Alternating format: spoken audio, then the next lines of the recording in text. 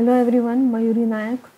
हम लोग चैप्टर पढ़ रहे हैं फंडामेंटल यूनिट ऑफ लाइफ, जिसमें हम टॉपिक पढ़ रहे हैं सेल ऑर्गेनल्स। अभी न्यूक्लियस और एंडोप्लाज्मिक रेटिकुलम कंप्लीट किया।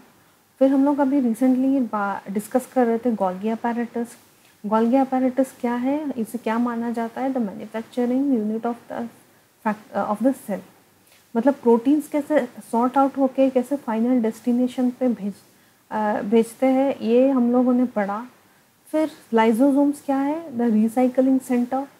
फिर इसका स्ट्रक्चर देखा तो इसमें हाइड्रोलाइजिंग एंजाइम है और ये पीएच लेवल भी मेंटेन करता है बिकॉज एच आयंस की वजह से। और ये फॉरेन पार्टिकल्स भी है, उसे भी डिस्ट्रॉय करता है। And it also breaks down complex compound to simpler compound. फिर था mitochondria. Mitochondria is known as the power house of the cell.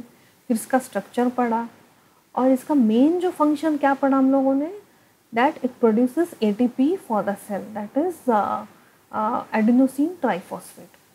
अभी चलते हैं प्लास्टिड्स के। प्लास्टिड्स पढ़ते हैं हम। ये प्लास्टिड्स क्या है? They are double membrane cell organelle found in green plants. और जैसे कि अगर आपको एक डायग्राम दिया, प्लांट सेल और एनिमल सेल को डिफ्रेंशिएट करो, तो ऑब्वियसली आराम से हम डिफ्रेंशिएट कर पाएंगे क्योंकि उसमें प्रेजेंस ऑफ क्लोरोप्लास्ट होगा। So important factor for differentiating plant and animal cell. It also has double standard DNA which is circular. Now 3 types of plastids. Then यहाँ पे तो फिलहाल काफ़ी टाइप के हम लोग प्लास्टिड्स हैं, जिसमें से हम 3 कवर करेंगे।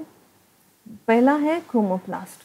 ये कलर्ड प्लास्टिड्स होता है जो कि रिस्पॉन्सिबल होता है पिगमेंट सिंथेसिस और स्टोरेज।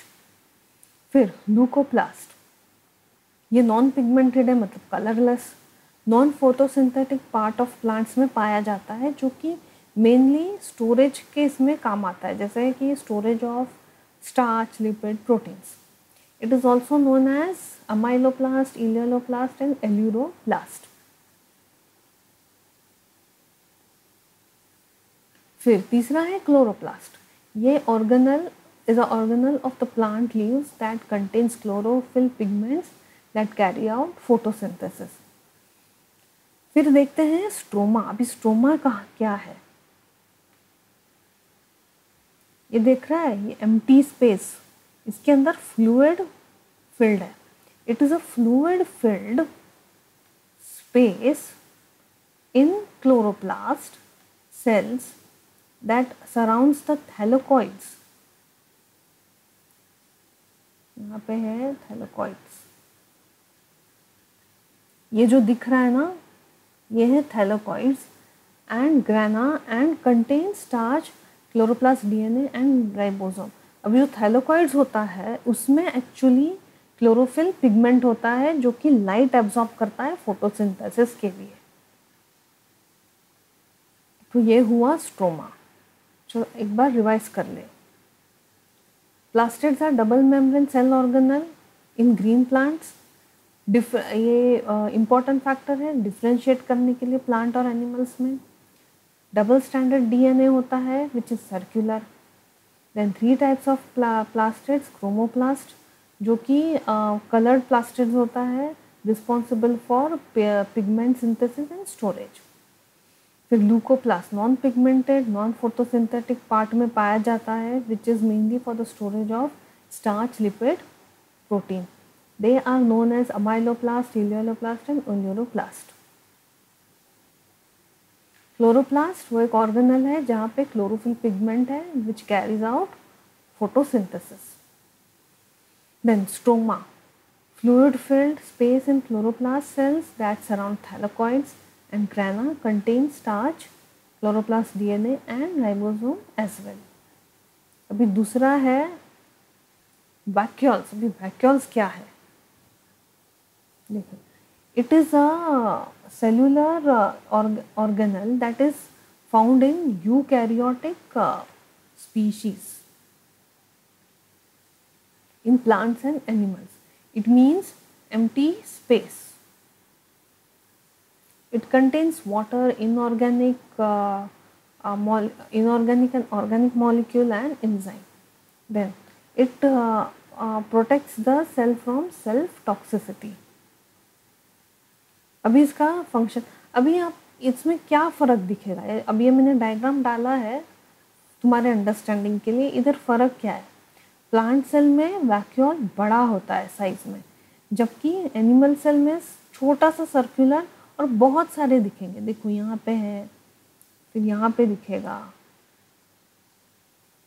फिर यहाँ पे एक है, ये साइड पे, यहाँ पे 3 है, ऐसे करके बहुत सारे दिखेंगे. प्लांट सेल में एक होता है but it is big. Then functions. It stores variety of substance including salt, protein, mineral and pigments. Turgor pressure क्या है अभी, टर्गर प्रेशर मीन्स कभी कभी जो लिक्विड होता है सेल में वो प्रेशर एक्सर्ट करता है, जिसके कारण जो सेल मेम्ब्रेन है वो सेल वॉल को जाके पुश होता होगा, तो ये कंट्रोल करता है.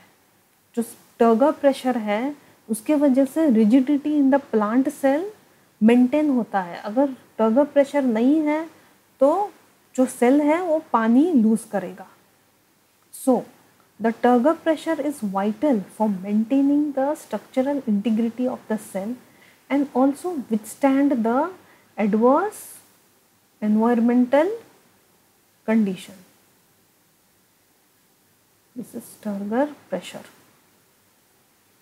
Then vacuoles also act as a protective barrier for cell and also maintains cell's internal pH level at acidic level. Then it helps in recycling the broken down proteins and it degrades the protein and both are recycled and eliminated by vacuole.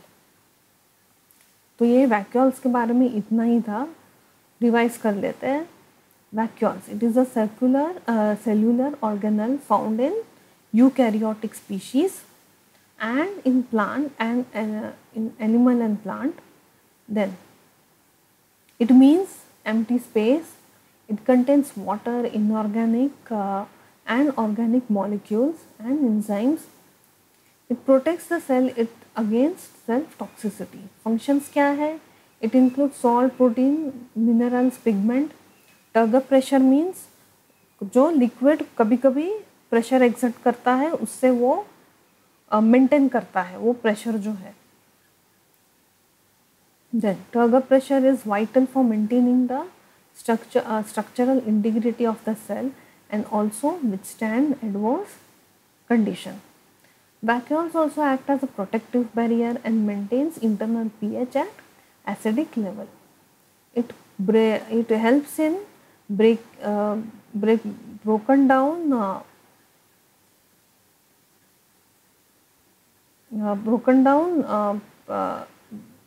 proteins and degrade the degraded proteins are both recycled and eliminated by vacuole. आज के लिए इतना ही है, बाकी का topic हम कल cover करेंगे.